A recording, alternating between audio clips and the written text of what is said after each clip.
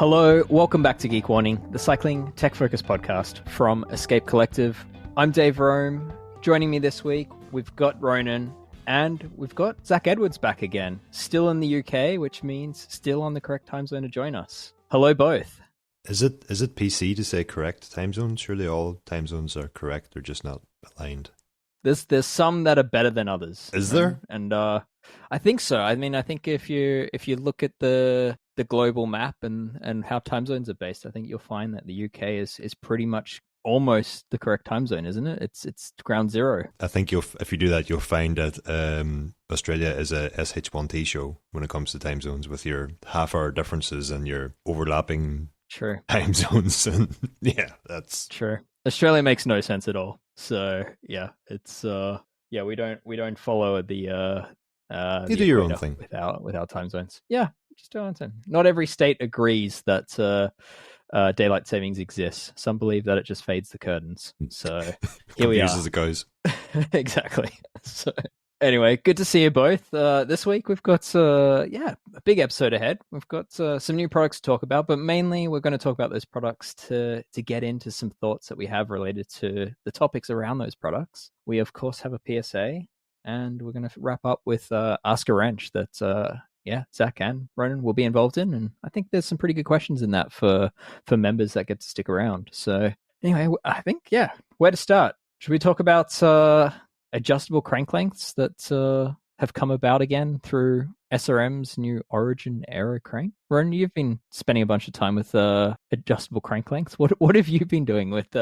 What I've been doing is mostly just like taking a photo of it, put it on Instagram, and then being in amazement about the response to a photo of a crank. It's like 1,000 times more viewed than my next highest viewed post ever on Instagram. And weirdly, some of the complaints or most of the comments seem to be around the fact that they're like, it's the Appleman sizing fit cranks that I have, which Matt Appleman rents out for fitters and people to try different lengths.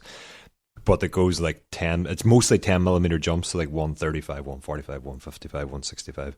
And after 100 years of only having three sizes, so many of their comments are like, WTF, there's 10 millimeter gaps, no 172. And I'm like, this is a crank set that has 6 options in one. We've only ever had 3 options before. I mean, whatever. Can never please people. No. But yeah, these new SRM ones, the tips are interchangeable. And so you can adjust the crank length. Basically, like the spider and the 3/4 of the crank are fixed, but then the tip you can swap it in and out. And as much as I like that idea, it just seems like something to go very badly wrong. It does a bit, doesn't it? It's a very slender crank arm. There's aero claims with it. It's very narrow in Q factor, so they've gotten a lot of things right with this. But I can't help but think that what was was it Look that did the tri-lobe crank? Yeah, which SRM also offers that, and SRM had as well, and perhaps still do. Didn't that have creaking issues? That's kind of my number one thought of like any of these adjustable systems is like, this is just another point of contact where things can creak. Yeah, it's a shame because like I actually kind of love the idea of this, in that you have this one crank arm for retailers to stock, for the brand to carry stock of, and then just different tips, and you can as a user buy into this crank and not have to feel like trends will change or your fit will change and you'll need to buy a whole new power meter crank. But yeah, I think just history shows that the more moving or changeable pieces you put into something, the more chance there is of something going wrong. And gosh, I mean the loads going through the crank are not insignificant. Yeah.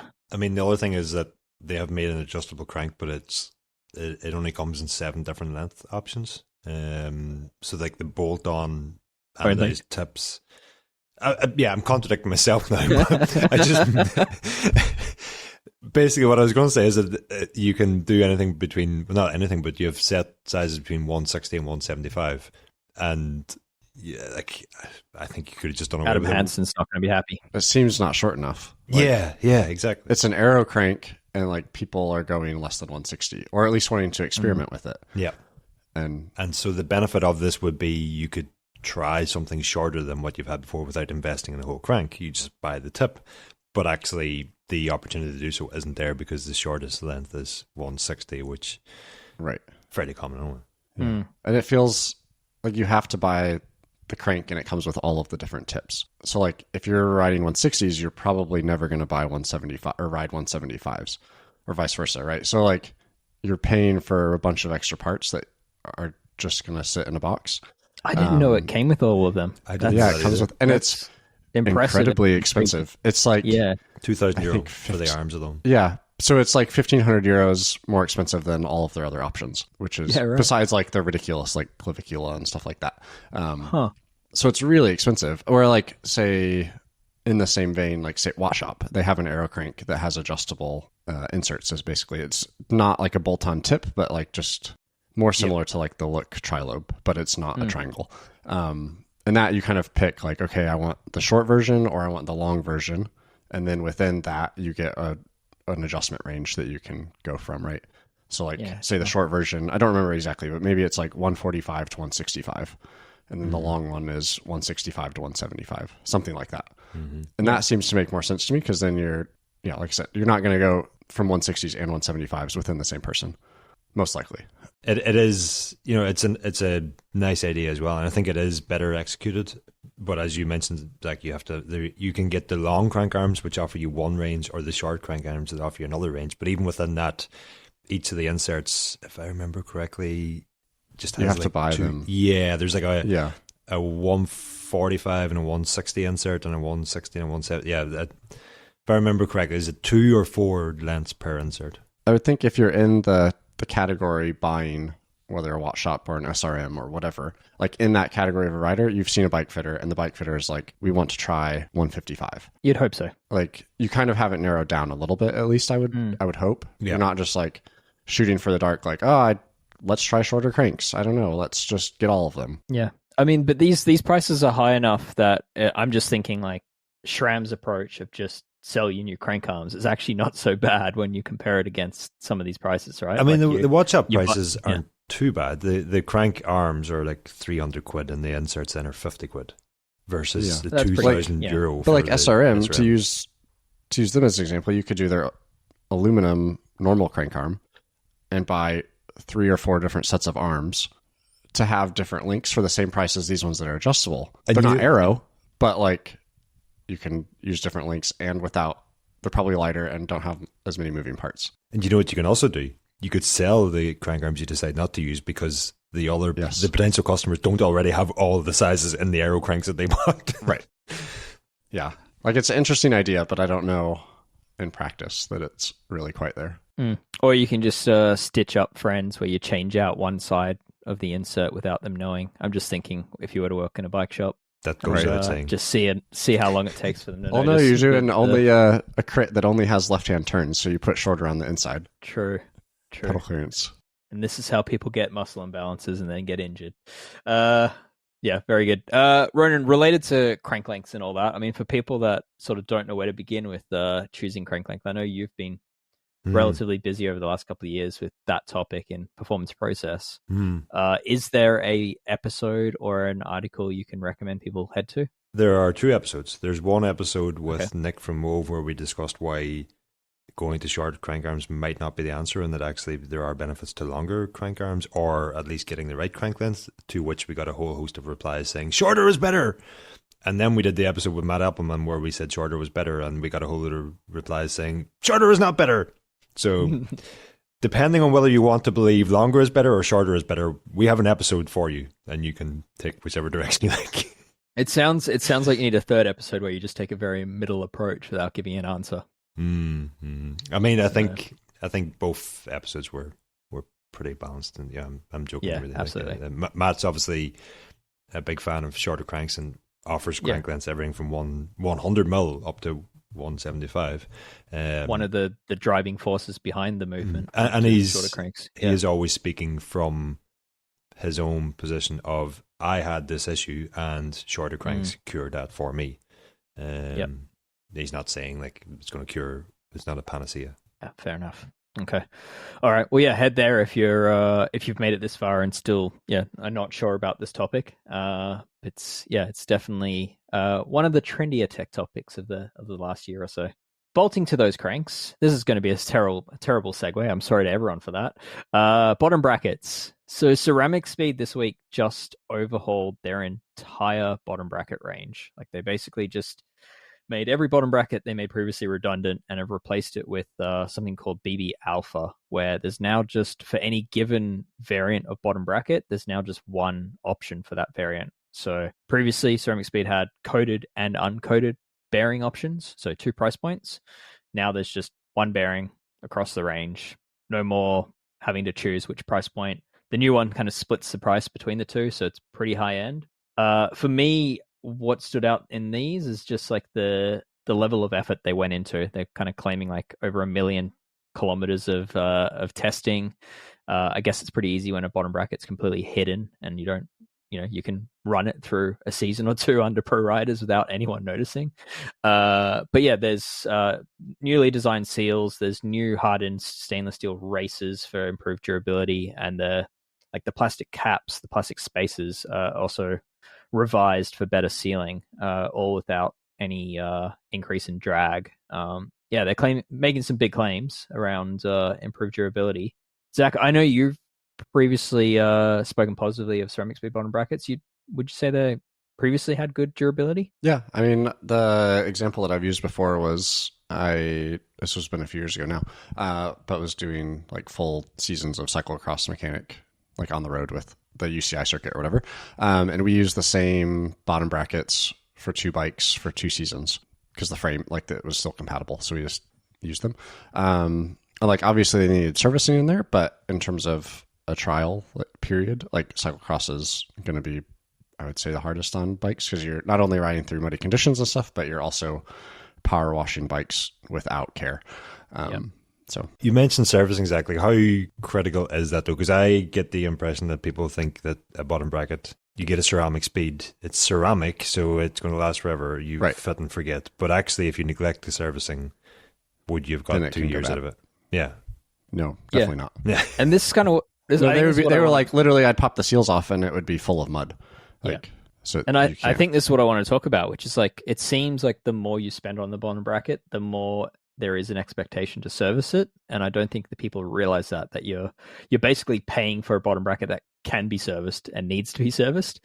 Whereas like the stuff from like SRAM and Shimano is much cheaper and is designed effectively to be like a cartridge unit that's effectively throw away, like run it until it doesn't want to run anymore and then chuck it. I think it's that way across the board though. Like whether it's just bottom brackets or pulleys or the entire bike, right? Like people are like, oh, I bought the top of the line bike. It's amazing. It's going to be perfect forever. When realistically, like, it probably needs more regular service intervals than the cheap model. It's like you could compare it to a car, right? Like a Honda Civic, you could probably not do anything with, and it's just going to go. Like, it might start to make some noise or whatever, but like, it's going to drive and be fine. But like, you buy a nice, I don't know, Porsche or Ferrari or something, like the equivalent of like that top tier race bike, and like service intervals are shorter, service costs a lot more. And like, if you don't service it, things go dramatically wrong. What is the car equivalent of a CeramicSpeed bottom bracket? A race car, I guess. Just like something.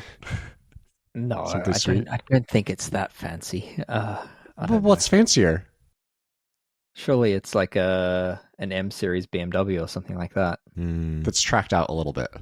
Maybe a little bit. I think the previous coated ceramic bottom brackets were like a GT3 RS 911. Yeah. And these new Alpha ones are being pitched as the M series BMW, where it's like performance for the road. But sorry, I'm derailing us. Dave, back to your back to your point. Like, you're buying a bottom bracket you can service, but I think the expectation with the consumer most often is the complete opposite. You're buying a bottom bracket you don't have to service.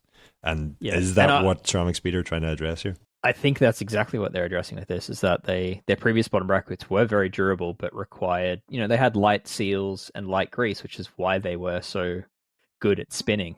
It's not, the bearing is a very small factor in what makes an efficient bearing. It's largely the seals and the grease. And so I think CeramicSpeed were falling apart a bit there in that they had this very durable product, but it did need servicing once in a while, and they offered service kits for it. You could buy a service kit that came with seals and grease. Wasn't hugely difficult to do. They had instructions on how to do it, but I think most people would buy this bottom bracket thinking, yeah, it's this durable, expensive thing. It's got a great warranty on it. I'll just run it. And yeah, I think these new bottom brackets do address that with the sealing. You know, they're largely focused around stopping dirt from getting to that bearing. We've spoken recently, Dave, on the podcast about bottom bracket durability, and I feel like you had said, well, it could be a facing issue, and you know, turned out that there is a bit of a facing issue on the frame that I was thinking of. But you know, and I'm not sure what my point is here, but I feel like I service bottom brackets more often than a regular consumer is going to do. Sounds like it. Especially considering that a regular consumer who maybe can't dedicate half an hour to doing a bottom bracket service in the middle of a working day, like I can, is going to have to pay for a mechanic to do it at a bike shop. But I was still going through bottom brackets quicker than I really thought was acceptable. And, you know, partly that is maybe down to that facing issue, but I just wonder also, like, is even the level of servicing I was doing not enough to save these things? And I would say, just knowing what I know of modern bottom brackets, and that a lot of them are actually really good, really durable, and well sealed. I would say if you're having early failures, that almost always I'd be pointing toward the frame and the alignment of those cups, and that something is, you know, there's too much bearing preload happening, or the bearings actually misaligned from left to right side of the cup, and that it's a frame prep issue. Zach, what do you think on that one? Yeah, I would say there's some other variable going on, right? Like, you shouldn't need to service your bottom bracket that regularly, like unless you're only putting, like, say, like a race day grease in or something like that, where it's not meant to last. Or you're riding through oceans. Yeah, which Ronan maybe is. Technically speaking, not oceans, but they do resemble oceans at times. Yeah. I mean, I think, right, like, I don't know, this is where I always struggle too, because it's like this new bottom bracket, I think, is $430 US or something like that. It's up there, yeah. Right, like that's almost 10 normal SRAM bottom brackets. So, like, that's where I kind of start to struggle. Like, it's a high quality product, and it is really nice, and it spins well, and it is serviceable, but like, where do you draw the line? Warranty. Yeah, and a lifetime warranty, but like, the rate that people go through bottom brackets, like, people aren't going to go through 10 normal stock bottom brackets for the lifespan of a bike. No. Right? Realistically not, no. Yeah, I mean, unless you're Ronan. But like, that's where I start to struggle. And so I guess that's the point. Like, you do deal with customers that buy a lot of CeramicSpeed. What customer are you recommending to stick with the standard SRAM or Shimano bottom bracket if it's available? What customer are you recommending to go with, like, something in the middle? And what, you know, when are you suggesting like an Enduro or a CeramicSpeed, or I don't know what else is at that level? I think it kind of depends. Yeah, it depends on what the customer is doing, right? And I think some people just want nice things and they don't really care, right? They're like, well, I have that on my other bike, so of course I'm going to put it on this bike. I love all my bikes equally. I think, like, yeah, exactly. Or I think a big one is, say, like triathlon, right? Like, whether it's bottom bracket or pulleys, or you name the go fast thing. And it's like, well, these people use it and they're fast, and I don't want to be at a disadvantage, so therefore I also need it. And I feel like there's kind of a lot of that, like, not necessarily just in triathlon, but like at the serious race end of the spectrum, like not even necessarily thinking about what the differences are actually going to be. It's more just like, well, they're all using it, so therefore I need to. Yeah, exactly. I'm going to say something controversial. No, it's not controversial, but these bottom brackets aren't snake oil. No. Like, you can put them on a bike and they're crazy expensive, and I'm not going to justify whether that's good value or not, but you can put them on a bike and the drivetrain immediately feels better. The bike does feel more efficient, and there are savings to be had. They're marginal at best, but there are savings there.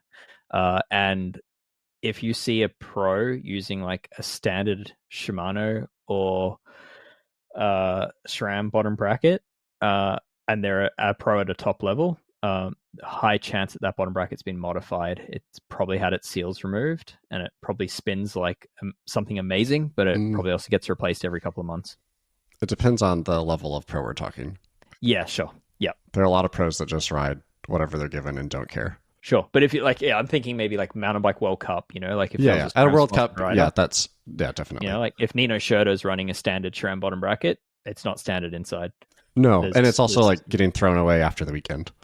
Yep, and they run them in. They like I've seen teams, previously they had like they'd set them up with drills to pre-wear them in. They'd remove seals. They'd change out the grease. So yeah, I think sponsor requirements in place. They still have ways to make these things run like crazy because it makes a difference. To your point, Dave, like I remember like even as long ago as like 10 years ago, just looking at CeramicSpeed website and going, why would I want a ceramic headset bearing? I don't understand what the benefit would be to a ceramic headset bearing, but I do understand what the benefit of this new BB Alpha would be. And like one of the things CeramicSpeed is claiming is it's the last bottom bracket you'll ever buy, which I'm kind of wondering like until you change the frame. Yeah, but what I'm kind of wondering though is like, sure, you could get 10 SRAM or any other type of bottom bracket, whatever, for the price of one Alpha bottom bracket.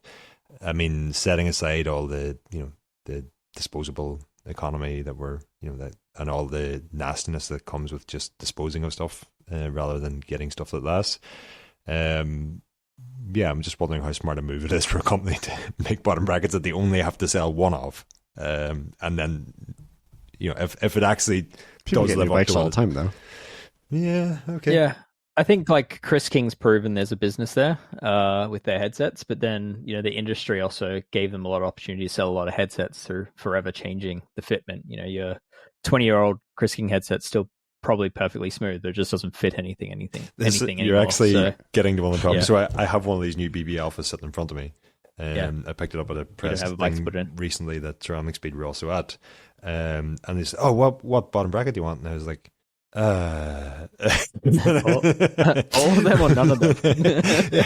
So I ended up going for a BB Right T47 because that's like one of the bikes that I was sitting here that needs a bottom bracket. But which is a BB. It's not actually a BB common. Right T47 is the actual name. It's like a T47A. Yeah. But I'm already thinking I should have just went for a standard T47. But anyway, I was my thinking was, which bike am I going to put this into that is going to get enough riding for me to actually, test these claims in some way. Yeah. So, bottom bracket testing is difficult to do, but I think there are some features across bottom brackets that I'm using and picking these days that I think I look for now. And I'd say one of the key things I look for is like the plastic spacer that sits between the bearing and the crank. So like your crank spindle is not sitting directly on the bearing race. And that's actually, dare I say, I'm relatively new to that being an important factor for me, because it was only 2 years ago that I was actually quite fond of like wheels manufacturing bottom brackets or anything that used enduro bearings in it, because I just thought that would allow for a bigger ball bearing by not having that extra space of the plastic. But now that I've sort of come back around and thought, the way I think Shimano were probably the first to do this design, and SRAM now do it, and CeramicSpeed do it, and there's a number of other brands that do this. I think giving that plastic shield between the crank arm and the bearing does seem to help eliminate like a lot of minor alignment issues, but also like a lot of creaks and movement that you get, like a lot of crank scoring and also like wet conditions. It's a lot better. Mm-hmm. Yep. To avoid corrosion. Until you remove it to service the bottom bracket and then crack it, putting it back in, and then you're. Well, you have to have the special tool that. Yeah. CeramicSpeed takes that tool. Yeah. Especially, you mean a Stanley knife? You can also use your thumb. You kind of lock your thumb into the cap and you pull it out and hope you don't dislocate your thumb in the process. I think some, like the Shimano ones, for example, aren't made to come apart, and they actually probably will crack when you try. But like something like the CeramicSpeed's got a bit of flexibility to it where you can remove it pretty safely. But I think with that, there are quite a few of these products on the market that I guess have copied that idea, and yet they still seemingly let grit get behind that plastic cover. You have a lot of times it's just a dust shield. There's not an O-ring or something there, right? It's just like another layer for things to get trapped behind. Yep, exactly. So I'd say there are ways to absolutely screw up the system. For me, I've been using like a wolf tooth bottom bracket for a few months now, and absolutely love so much about that, and I think they have a really cool product, but that plastic shield doesn't seem quite tight enough. And so I have had it where I've washed the bike and then all of a sudden my bottom bracket sounds like a 30-year-old Shimano square taper bottom bracket on an entry-level bike that has been worn out for 2 decades. And, it's not until you take the plastic shield off that you realize there's 3 pieces of sand behind it, and that's all that's causing the noise. Thanks for that reminder of why this podcast is called Geek Warning, Dave. That was very helpful. Yeah, I should have just skipped to it rather than explaining a 3-decade-old Shimano square tape bottom bracket. I should have just said a UN26. No, it was just when you said, I love this bottom bracket. It's like, okay. Yeah. That's more Well, let's move on then. Let's, I think, once you're reminding me that what this podcast is called, we've probably taken the topic too far. So, I mean, what's the takeaway here then, Dave and Zach? Is it like wash your bike a little, not too much, and service it as often as you can? I think the takeaway is that the bottom brackets sold by the likes of Shimano and SRAM are actually damn good these days. And if you just want a regular bottom bracket that's going to last a few years and then you'll throw it out, I think go with those. And I think then if you care about colors or watts or you just want something fancy, then I would be looking to spend more and get something like a CeramicSpeed. The Alpha is only available in black though, no? Correct. Still looks fancy. But so that is one example of, the colors aren't available unless you buy a Cervelo and it comes with a bright blue bottom bracket factor as well. I don't like that. But I think there are reasons to get these things, but I would say as a summary on this is that if you are going to spend more on a bottom bracket, high chance also factor it in that you're going to want to keep that serviced. Keep your investment running nicely, because there's no point spending hundreds of dollars on these things that spin nicely and then let them go to trash and then they spin worse than an entry-level SRAM or Shimano. So, Can I give you one other reason that's perhaps the best reason to consider the Alpha? Or maybe the only reason, I don't know, but a good reason nonetheless. So it's T47, so you've got that like tool engagement problem that you have in all. Oh, so it doesn't scratch the frame. They have moved the... Yeah, you guys will be able to describe it better than I can, but basically the tool is not sitting as close to your frame anymore, and so you're not going to scratch it. I actually specifically wanted to mention this as a pet peeve of mine with bottom brackets. So so T47, it's a very internal T47 specifically has a very thin flange to work with, and so the tool tends to, on a lot of bottom brackets, the tool tends to sit against the frame often where there is paint. So when you go to remove the bottom bracket, you're often rubbing against the paint of the frame. And I think there are other brands doing this. I first saw it on CeramicSpeed a couple of years ago. They've basically shortened the width of the tool flange by putting I'd say it's probably like a 0.5 millimeter of backing material to it. But basically it just means you can engage the tool without any risk of coming into contact with the frame paint. And you get less tool engagement, but the flip side is you don't paint off your frame, which I think is just flat out awesome. So have either of you ever been servicing someone's bottom bracket or replacing someone's bottom bracket and tore the paint off the frame? Yes. What happened? Definitely. A Colnago C64. Yeah, I would say across the board, most Italian bikes, the paint is particularly thick. Like older Pinarellas, Colnagos, Yeah, the Colnagos used like a 45 mil, like T45 size. And that was especially difficult. These days there are specific tools that you can get that now space the bottom bracket cup away. So I previously in the past, to get around this issue, once I had chipped the paint, I 3D printed a shim to prevent myself from doing it again. Nowadays, I've got the Pedro's Pro BB tool, which comes with a bunch of washers, and you can kind of configure it up to sit off of away from the frame paint in these exact scenarios. But it's a very painful and heartbreaking moment when that happens. And you can use things like a plastic bag over the socket, but that also has other issues. It makes it harder to engage the tool. It can, particularly for all of the current bottom brackets, so there's so little engagement already. Exactly. So so the new wave of tools that you can bolt in place and space out are kind of the answer, but a better answer is like a bottom bracket, like what CeramicSpeed's doing, where you just can't actually contact the frame with the tool engaged. I think that's the future. So well played. Let's move on to headsets. No, I'm kidding.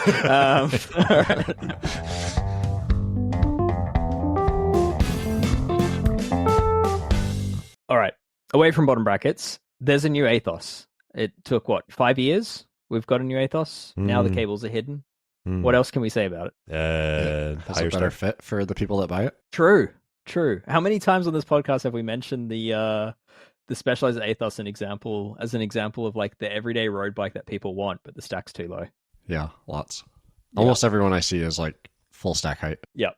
So they fix that a little bit. Perhaps not enough, but I think now it can go like both ways, right? Like you can be like a pretty aggressive rider or a more relaxed rider, and it can work for both. Where previously it was more on the aggressive side, but people would try and make it work, and it wasn't ideal. Ronan, you wrote this one up for Escape. I mean, thoughts on it? Like, do you think anything you see that you think they got wrong? Anything you see that you think they got right? I mean, right and wrong are, I wouldn't go as far as saying right or wrong, but I mean, there's a pros and cons to every decision. They also increased the tire clearance to like 35 mil. Yep. Which again, cyclocross bike. Again, they kind of needed to, just like the internal hosing, but you kind of wonder, like, if you go. I feel like that to me sends more of a mixed message, right? Because it's like it's the pure climbing bike. It's super light, and that's what it's designed for. You can put on a kilo of tires there. Yeah, right. So it's like, but is it the climbing bike, or is it the all day endurance bike with 35s? Like who's it for? I think it's just supposed to be a fun, lightweight bike that. I think that's as well. But that's not how they market it. Yeah, it's not. I was just glad to see that there weren't like any aero claims attached to it or performance claims. It was they just couldn't be. Yeah, they just stuck to. But yeah, like you could argue it either way. Either there's no point in adding any extra tire clearance because you're defeating the purpose by putting on such big tires, or they didn't go far enough. At which point they are then encroaching on the Crux's space, so to speak. And then I also just wonder, like, the part of the press release that had the details about the tire clearance also had a picture of some guy like shredding some gravel and dirt on an Aethos, and I was like, I don't know if I bought one of these, would I want to risk stones bashing the down tube and on such a lightweight frame? Yeah. What are you doing going off road on a 600-gram frame? Yeah, it's. I mean, sometimes roads just turn to dirt. Yeah. Like I had an Aethos for a bit, rode it on lots of dirt roads, and it was fine. There's a reason it's called Boulder. Yeah. I don't know. For me, the Aethos, what I found most charming with that bike is it came out at a time where a lot of the industry was going through headset cable routing, and the Aethos kind of bucked that trend and was like, here's a bike for like the everyday cyclist that just wants like a really good general road bike, but doesn't want any of the complication of that headset routing. Obviously, market demand won over here, and I think it's pretty clear that even if you offer a bike with external headset cable routing, people are going to buy the one with internal cable routing. But I also find it a little sad because for me, that's kind of what kept that bike separate and really differentiated it. And I mean, other than it being insanely light, but I do think it would have been a massive mistake. I'm pouring one out. But I feel like too, though, like if that's a deal breaker, then just ride the old one. Yeah, like, true. Otherwise, there's not much with more changed. Spaces. Yeah, exactly. Yeah. I don't know. I think to be honest, that Specialized had a very difficult task here in updating the Aethos. That's probably why it did take 5 years. It's like, what do you do? It was a great bike. Yeah, it was a great bike, but then also, what do you do with a bike that is supposed to just be lightweight, fun, and simple? You can't really make it any more lightweight. I think too, though, with like the increased stack and increased tire clearance, it's kind of killed what the Roubaix was supposed to be. Like the Roubaix was you don't race, you want a nice like all day road bike. And then Specialized took that and like went way too far down of like suspension and big tire clearance, like all these things that customer doesn't really want. Like they just want lost a nice way, yeah. And I think that this has just further killed that, which is interesting.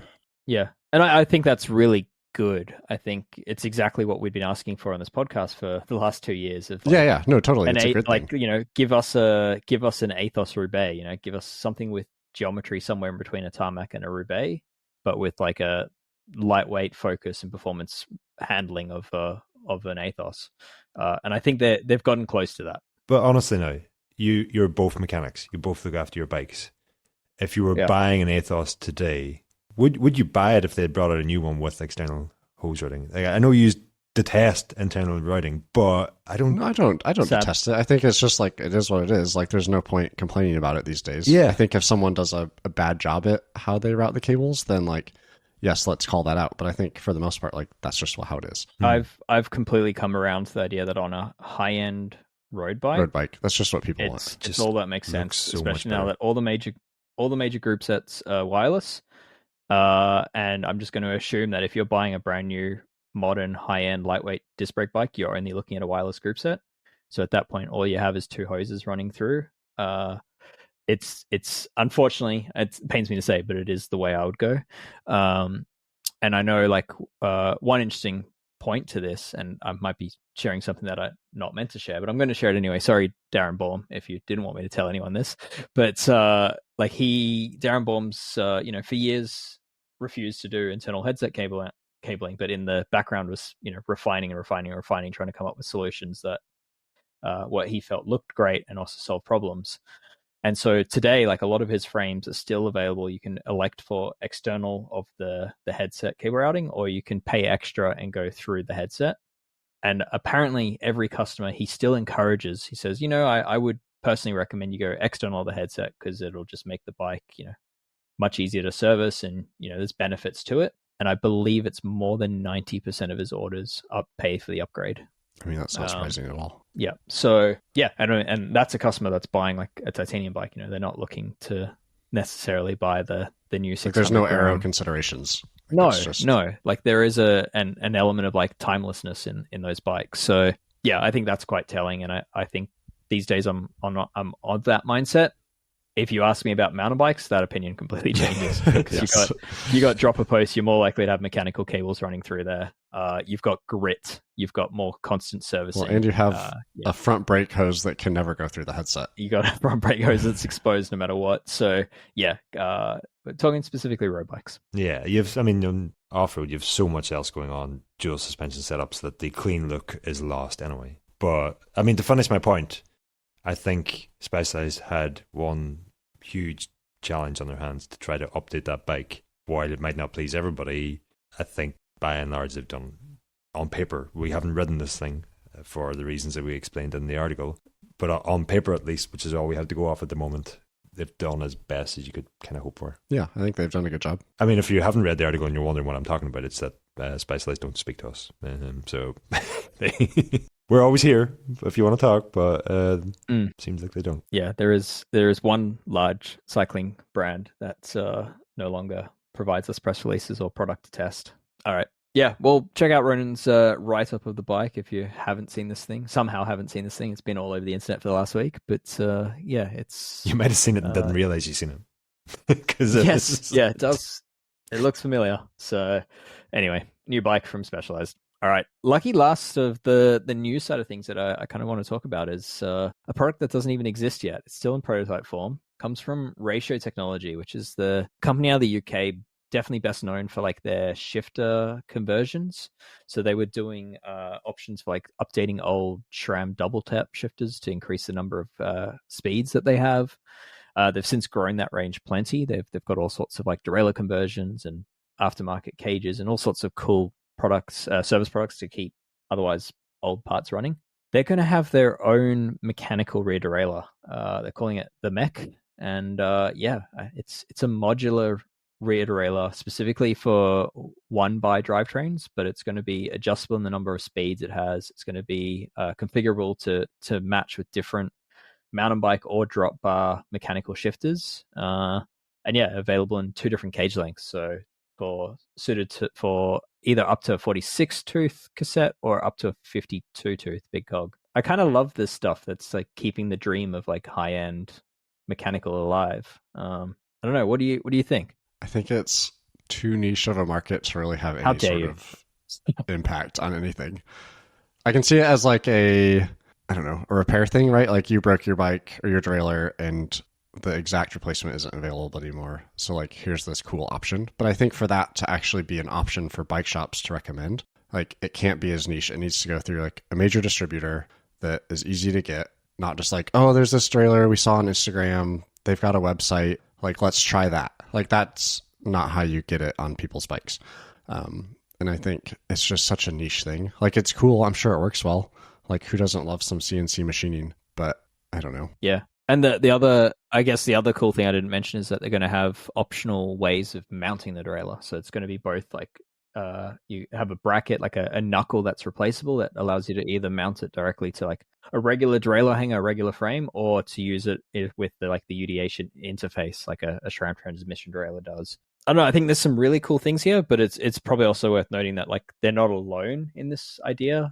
Recently, we've seen another company out of the US, Madrone, is another one with a very, very similar story behind it, where it's like trying to make this modular, fully serviceable derailleur. So, but yeah, I'm not against it. I kind of think for people that still want high-end mechanical components, as we see the likes of SRAM and Shimano increasingly move away from offering like high-end and fully serviceable stuff in mechanical, I think this makes more and more sense.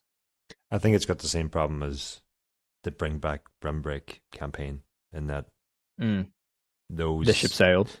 No, those leading the campaign are also not buying enough new bikes or new equipment to to sustain the actual bring back option. So SRAM recently released T90, which is a pretty good mechanical option, straight to UDH, really robust, is rebuildable, really cool.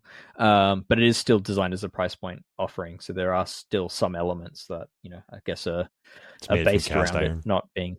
Yeah, it's not light. I would say the biggest weakness of it is the matching shifter. Like, it's got its own pull ratio, so you have to use that shifter, and that shifter's cheapish feeling. It's definitely not the nicest shifter SRAM's ever made. So, but yeah, I think, Ronan, your point of like, if these things don't get adopted, I think that then defeats the purpose of them, because kind of the purpose of these things is like the serviceability, in that 4 years, 5 years time, you take the derailleur out on a rock, you can in theory rebuild them with just the components you need. But if the demand isn't there, then the brand's not going to be around to sell you the parts.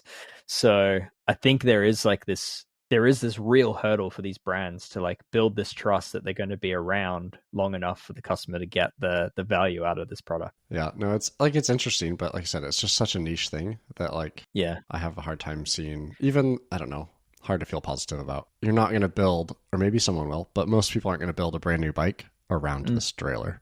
I might, just to prove you wrong. Yeah, you might, but like, how many other bikes are out there? It's the same as you're talking about the bomb and the headset, right? It's like, there's this option that is more serviceable, it's easier to live with, and 90% of people are going the other way. Sure. It's the same with electronic shifting. Yeah. I'd be really interested to know like what the forecasts of these brands are and how many they need to sell of these to make it viable. I really do wish that they stick around and succeed, but yeah, I mean, as you say, like it does feel like the market appetite for a high-end rebuildable mechanical derailleur might be dwindling, unfortunately. So anyway, one to watch. I think it's coming out later this year from Ratio Technology. So my dream is to get my hands on both this and the Madrone and do a comparison, but we'll see if that comes to fruition or not. So, all right, well, that's the news. That's the topics on our mind. Should we have a PSA before we get into the members only section, or should we get into the members only section and then have a PSA? I think the non-members have got a good 50 odd minutes worth of podcast from us this week. So right. I think first of all, if you're not a member, what the hell are you doing? Come on, it is time. We make this thing every week. Anyway, moving on. But if you want this week's PSA, I think we should have to go into the members section. All right, let's change things up. We're going to do that. Head to escapecollective.com/join if you get cut off now. Thanks to Will Jones of Red Bricks Media for the editing and mixing of this episode.